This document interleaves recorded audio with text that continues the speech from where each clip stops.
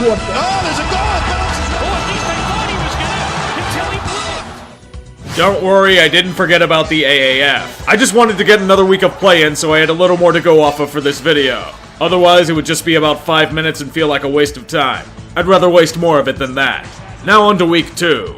It's a situation that can create narratives for two teams. Birmingham looking to keep a hot streak going. Salt Lake looking to get their first win in franchise history and not end up in the doldrums. Early on, the Stallions seem to be accomplishing their goals. Fresh out to a 9-point lead and preventing the Iron offense from doing anything worth a damn. After this, I can only hypothesize that they were paid off by local gangsters. In particular, Salt Lake's special teams shit the bed nearly every play. Snaps botched, a muffed punt that led to an Iron touchdown, missed field goals, you get the drift. Birmingham takes the lead because terrible execution, but Salt Lake still has a chance, you say. Colton Taylor the snapper, Rico the holder.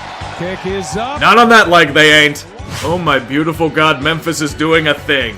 And it's not something worthy of mockery. They're shutting down the Hotshots with rock-solid defensive play. The Express are still starting Christian Hackenberg, but they may be respectable. Feels good, man. We don't need a minor league version of the Browns yet anyway. They have a 12-point lead at halftime, shutting out a strong offense. It's incredible. It's beautiful. It's a joke job. It would have helped if Memphis could do anything offensively, but then you remember it's Christian Hackenberg. Any pass beyond the line of scrimmage is considered as divine miracle. And if things couldn't get worse, Hackenberg scored a touchdown, thus leaving him as starter for the foreseeable future. Reaffirming that no lead is safe, the Hotshots overcome such a deficit to steal a victory away from Memphis. The defense couldn't hold because their offense is hot garbage. Not even 2 weeks in and we may have our punching bag. Couldn't this have waited a bit? If this league is going to have long-term viability, they're going to need more games that play out like this. Two teams that are looking like playoff contenders trading blows in a well-executed, exciting game of football. As of now, this has been the most interesting game the AAF has had to offer. Garrett Gilbert slinging the ball to Charles Johnson for deep gains. Gutsy runs by San Antonio putting everything on the line. Key defensive plays made to turn the tide. Field goals being made. The game tied up at 29 as the Commanders look to rock the Alamo Dome. Thus is why it's a developmental league, because the QBs still try passes like that. Alas, it's not enough for San Antonio, and the Apollos praise the gods for victory on this fine day. Greek demigods sold separately. Football back in San Diego. The gods welcome this occasion with miserable, rainy conditions. What better way to feed those hungry for the blood of Spanos with an ugly skirmish?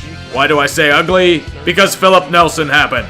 The NFL may have talent and hoorah, but do they have backwards passes? I rest my case. May we close this with the one thing this game did do right. Field goals. Young Wei Koo field goals. Yes, I got the name right this time. May your timeline be blessed with these bounties deep into the third. Unfortunately, Atlanta chose to keep shooting their foot well past the point where it was amputated. So many penalties and defensive lapses you'd think it was an early collapse. San Diego gets to experience a win at home for the first time in years. Don't worry, legends, at least you have Michael Vick. He resigned before the season as well. They must have gotten the memo about their city's sports teams. Even with the football being played to a relatively positive reception from the core following, the AAF in general was dealing with a dire situation. Rumors and snippets were leaking that the league ran out of money and there was a chance they couldn't pay their players in the second week. It's sadly a common occurrence in new businesses. It takes a lot of capital to just get the damn thing up and running. Overheads can be underestimated, and to make matters worse, most businesses don't make a profit the first few years they start. Fortunately, they get a new financier to save the day. Tom Dundon, the current owner of the Carolina Hurricanes. With a fresh investment of $250 million, he's been named a chairman of the league, and the AAF at least has enough money to hopefully survive the season. It's a fortunate pitfall that has been avoided, but some are unconvinced. Rick Neuheisel believes the cash flow issues are fake news planted by the XFL. It wasn't a bailout at all, they say. What will come of this in the future? Perhaps blood sports? We can only wish. The first rematch in this young league's lifetime is also the first home game in Salt Lake. At least there's nowhere to go but up on that front. The good thing is that the Stallions managed to get their first win thanks in part to some strong defensive play. This is also aided by knocking out their starting quarterback and forcing them to rely on Trevor Knight, who is known more for his legs than his inaccurate arm. No matter what the Hotshots could do, the Stallions were able to do it better than them, thus results in a close loss and a new interpretation of an onside kick. The key is to throw to the first down marker, boys. Content with castrating themselves and chucking the appendage into a wood chipper, the Express are still riding the death sentence known as Christian Hackenberg. We don't need any more looks. I think anyone besides John Gruden could tell you he's trash. It must suck when you get to see a guy who can throw the ball on the other team. At this moment, Memphis suddenly had an epiphany and figured a QB change was needed. Hackenberg was benched. The 3 Express fans can rejoice. Selfie boy Zach Mettenberger thrust into action and is able to drive offensive production. Who knew that a real quarterback could bring about results? Unfortunately for them, the change came too late. The Apollos keep ahead and stay ahead for the entirety of the match.